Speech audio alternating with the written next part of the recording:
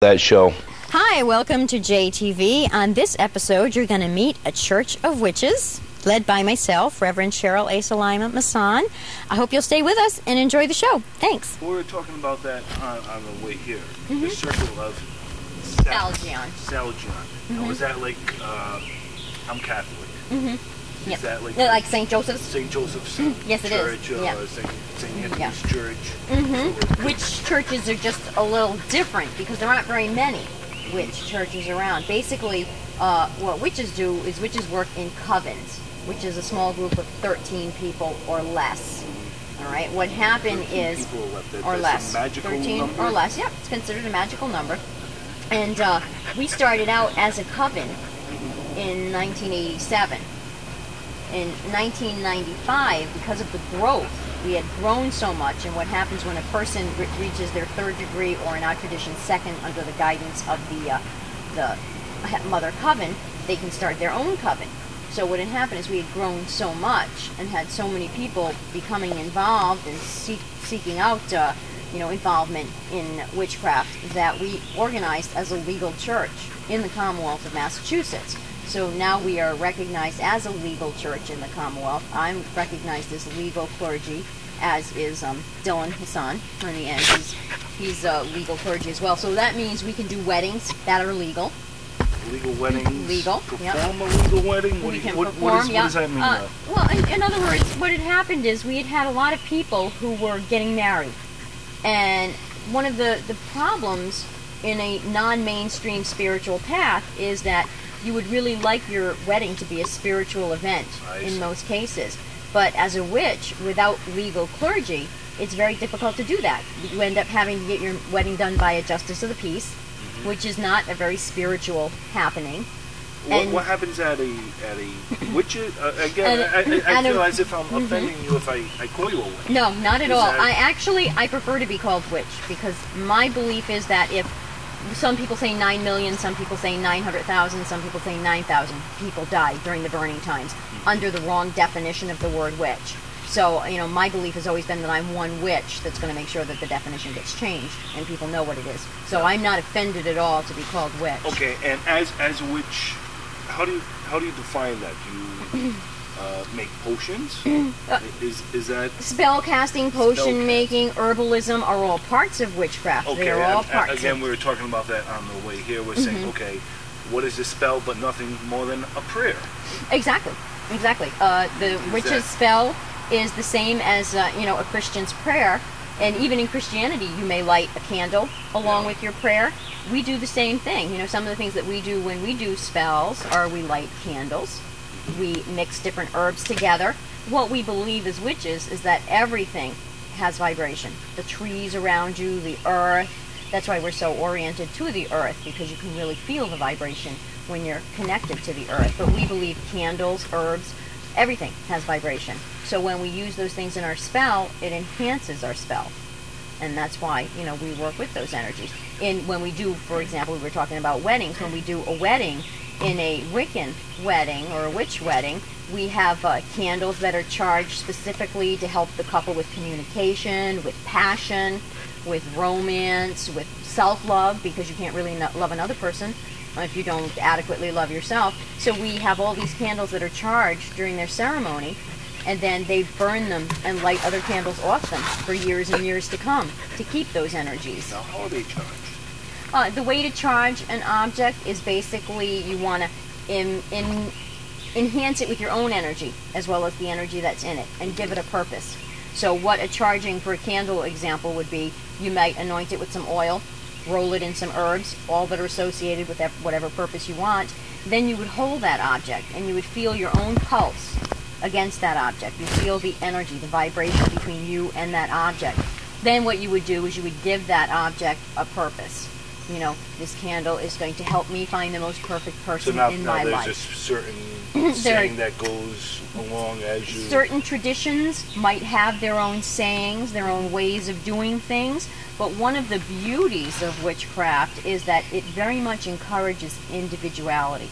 So what we say to people is, why buy a book and use a spell in a book when you have words in your heart that are going to be so much more intense? And for magic to work, You need to put emotion behind it. It's actually funny because I'll have people who call me, they'll see an article in the paper or something, and they'll call me and they'll say, this is wrong in my life, that's wrong in my life, and I want you to help me to fix that. And the first thing I usually say to them is, well, what is your religious path? Which, you know, really surprises them because they think I'm going to give them some kind of a witch spell to do. And what I say to people is that for a spell to work effectively, it has to be based in your own spiritual belief system. If you don't have a belief in the same God and goddess structure that I do, then any spell that I do is not going to work for you. You need to base it, whether it's lighting a candle dedicated to Jesus, you know, or Mary, Joseph, it doesn't matter.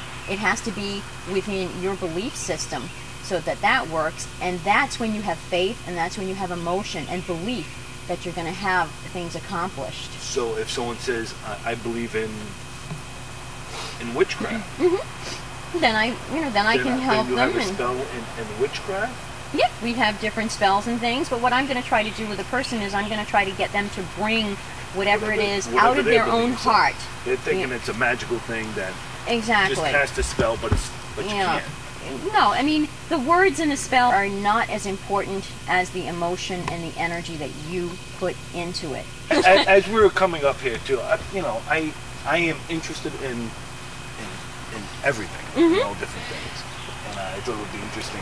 What is witchcraft? What is, you know, you have this negative thing, or the Blair Witch Project, where it comes with the woods, where we're getting spooked out saying, oh no, what are we doing? We're going into the woods. Yeah, I know, we're taking you to the woods. There are so many misconceptions of witchcraft, and a lot of them are based around the burning times, because, you know, there was a lot of misinformation that was put out about witchcraft, that it was connected to Satanism, which is not accurate. In fact, witches don't even believe that a Satan exists. Satan is a Christian creation. What do you believe in? We believe in one universal energy. One universal energy that is polar. That means that there's a masculine and a feminine half. As below, what we see manifested here, so it must be above. So as above, so below. And that's what we say. If we manifest as masculine and feminine on this earth plane, then deity, the divine energy, must also do the same, because there is balance, we believe, in that divine. So one of the differences between witchcraft and other spiritual paths is that we acknowledge divinity as being a god and a goddess, not just a god.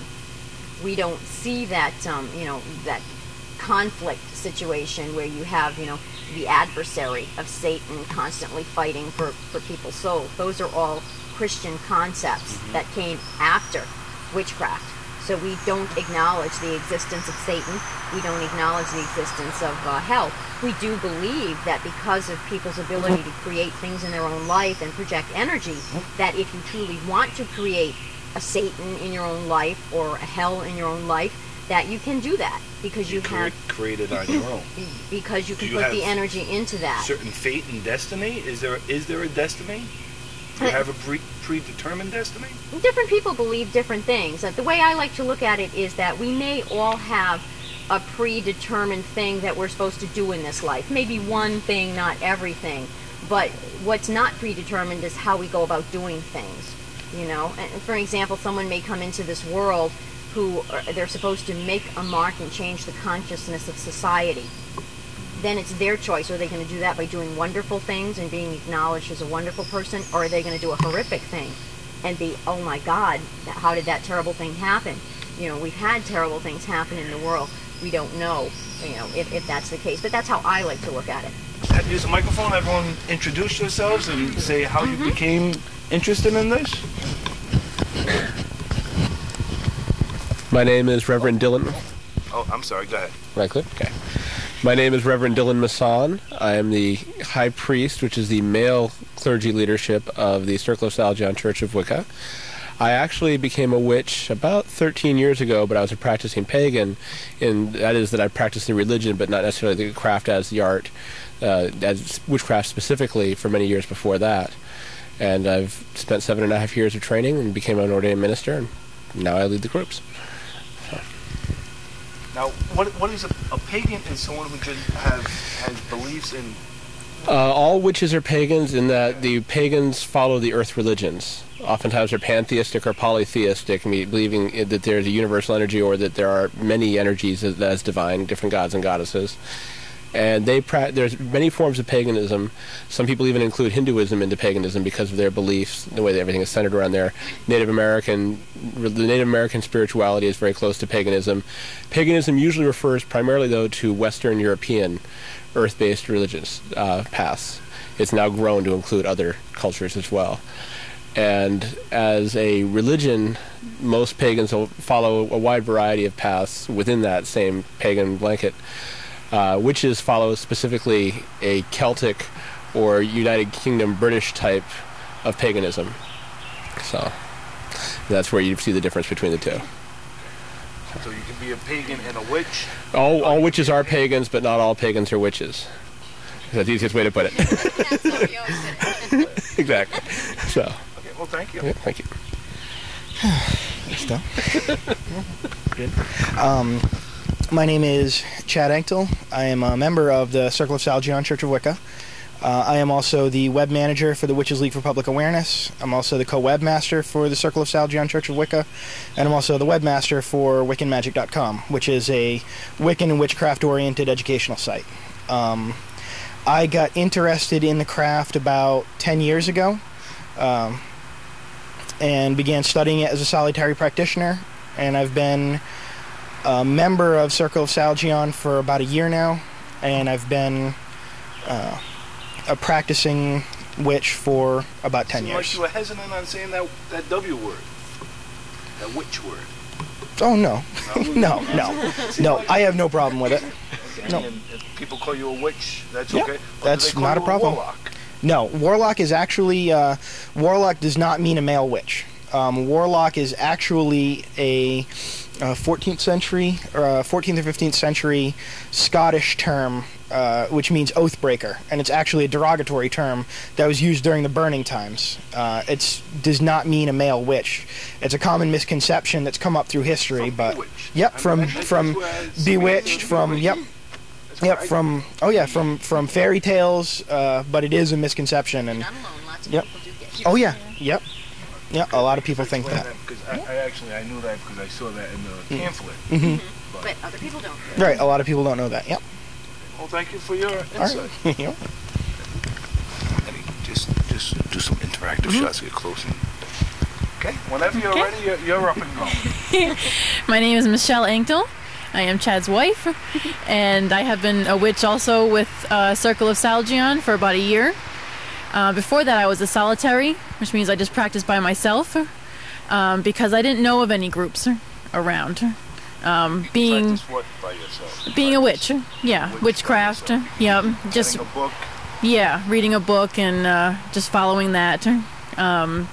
Because of the stereotypes that witches have had to deal with, a lot of them are in the closet, and they're hiding, so you can't find a group. My next door neighbor, come to find out, believes in Wicca. You see? She always has a candle lit and. And unless you start being open about it, then you don't know who else is, because Is there certain symbols that you put in your window or on your car? I noticed you guys have a chain on. yeah, a pentacle. A pentacle. Yeah. Yeah, the pentacle, the five-pointed star within the circle, is the primary symbol of witchcraft.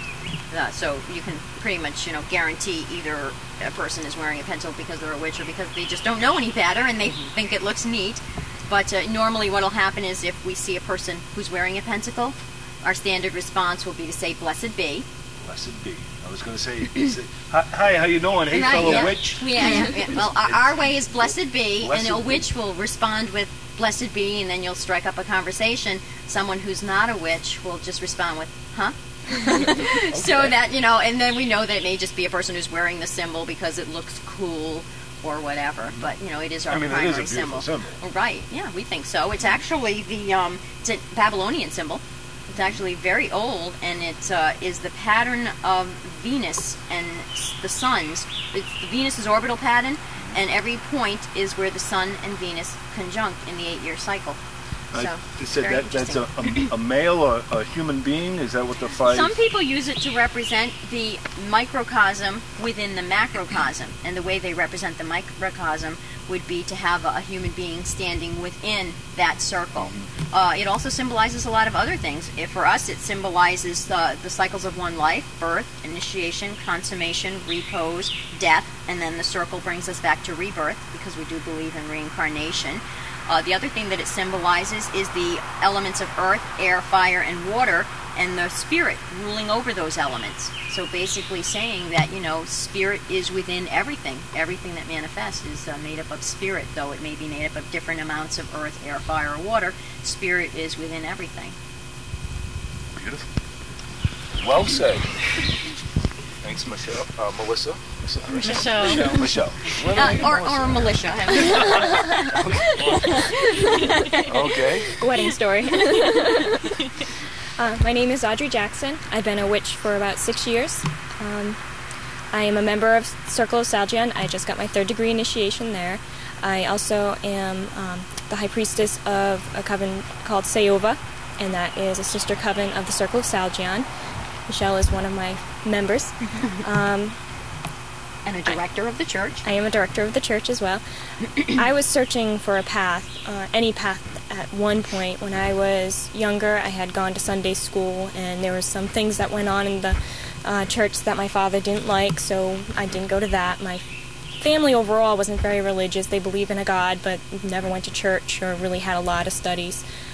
So I was really searching for something, and I didn't know what it was. When I got a little older, I went to the same church, ironically enough, that I went to when I was younger, and it still didn't talk to me. There was not a connection there for me. Yeah, it was definitely missing. missing. It was missing a lot, and Now, was it a Catholic church? it was a Baptist church.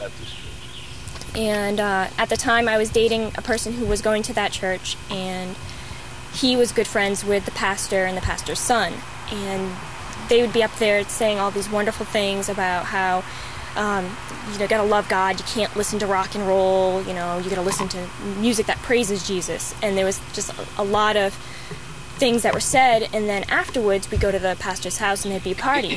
There'd be rock and roll, and there'd be smoking, and all the stuff that they said was bad, and I just couldn't deal with that, so I stepped away from that and felt very lost. I had no connection. As a witch, is there things that you can't do now? No, no one says that you can't do anything. It is a very personal choice.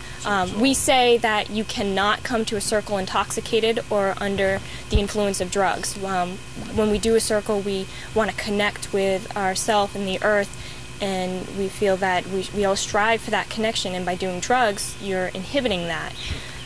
So in our tradition, you're not allowed to come to any circles in that way. What you do in your own life is your own life. You have to make your own choices. But going to a church and having them say, no, you can't do this, and then all of a sudden everyone's doing it, was just very wrong for me. Very. So I had stepped away from that, and I had always been attuned to the earth and the sun. I remember when I was a little girl, I'd sit out looking at the sunset, and I'd just talk to the sun and say, I know there's something there. I'm not sure what you are, but I believe that there's something. And to me, I feel that was one of my first earth connections, sitting in dandelions and talking with the sun. And so... Does the earth talk to you? Not little voices, but in the way of energy. You can feel and connect. You can feel the energy, and there's a vibration that Cheryl talked about earlier. You can feel that. Once you're tuned to the earth, you can connect and feel that, and you feel grounded and secure. And I feel that I had that when I was younger. You become connected with the earth more so as you study this way of life? Yeah, you practice the tradition. Start with it already, and there's something about doing ritual in 20-degree weather with snow up to your knees and being outside during ritual that really helps to connect you to earth and the environment. I would think so.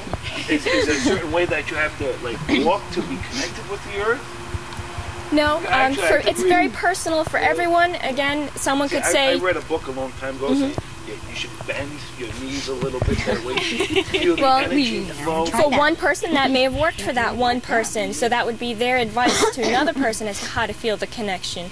Mine is I go sit out in the lawn by myself, I garden, putting my hands in the earth. Those are all ways that I connect with the earth. And my herb garden, I'm so proud of at home, is my first connecting with my new apartment where I'm living now. I did the garden, and that was how I became attuned with working with the earth. Other ways, sitting down, meditating, and just going on journeys. Is that a part of being a witch's meditation? Yes, meditation and connecting with the earth in that way. Meditation brings you down to the metaphysical level and helps to give you the lessons that you maybe need to learn. Thank you very much. Cheryl, do you want to just fill us in on... Hi, I'm Reverend Cheryl Salima Masan, and I am the elder clergy person of Circle of Saljan Church of Wicca. I'm also the founder of Circle of Saljan. I was raised Roman Catholic. I became involved in witchcraft after receiving a healing. I had cat scratch fever. It is really a disease. It causes your lymph node to swell, and it's a pretty nasty thing. And I didn't want to have surgery, so I knew someone who was involved in witchcraft. I didn't know anything about witchcraft at that time. My assumption was everything that they had told me when I was growing up Roman Catholic was accurate. So I was a little nervous about the connection, but I was more nervous about having surgery. So I asked her about a healing. She told me that witches do send healing energy, but that they don't heal people. People are responsible to use that energy to heal themselves. So I said, I will do whatever I have to. I do not want to have surgery. To make a long story short, I did not end up having surgery. After several antibiotics failed, the lump just went away. Everything was fine. After that, I decided that I wanted to meet the people who had sent the energy, and I wanted to thank them. I kind of expected to be meeting a bunch of strange people, but I thought that, you know, because of my upbringing, it was only right to say thank you.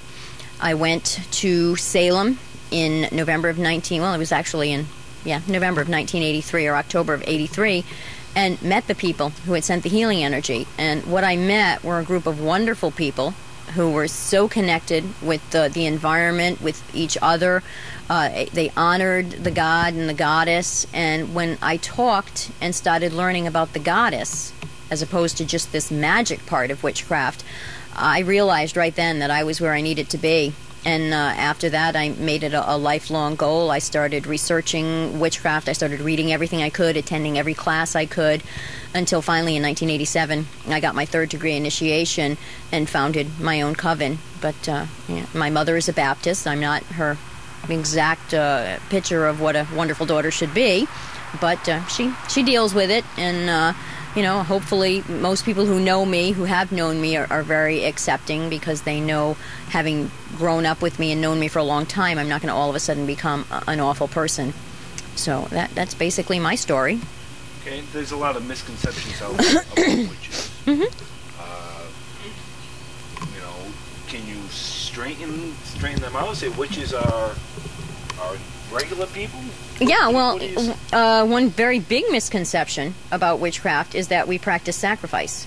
And that, nothing could be furthest from the truth. Myself, I'm a veterinary technician, you know, and I spend my day trying to help animals to get better. I would not then spend my evenings killing them. So that's one of those misconceptions that really bothers me. The misconception that also bothers me is being equated with Satanism, because we don't believe in the existence of Satan. So are there dark witches? There are people who do bad things who may call themselves witches, just like there are people. We're talking about people. There are people who do bad things who call themselves Christians. Absolutely. But our belief is that unless you follow the doctrines of your professed religion, then you are not a legitimate member of that religion.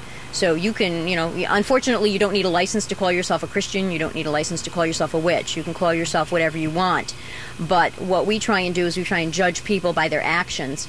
And then when you see if a person is good and, you know, doing what they profess as a part of their faith, then yes, you can acknowledge them as part of that faith. But if there are people out there doing bad things, calling themselves witches, then they're not witches. They're just people doing bad things. And we all know that there are people out there who are very willing to take advantage of people in any way necessary. Absolutely. And whether that is to profess that they're, you know, a Christian who can bring them closer to God, or to profess that they are a witch who can teach a young person all about witchcraft, when in fact they just want to, you know, manipulate that person. They do that, and we try and avoid that with people. Can I ask you a question? Why black? Black is the culmination of colors on the material level. White light is the culmination of colors on the light level. Anyone who's had, even grammar school science knows that if you shoot light through a prism, it'll break up into several different colors, so that white light contains all colors, which is where black, because we feel that it is the best way to absorb totally that white light energy and pull in all the energy without limiting it. If you wear different colors, then you're going to be drawing in different light energies. And for magical workings, that's when you'll mainly see us wearing black, because we believe that it makes our magic more complete and more whole.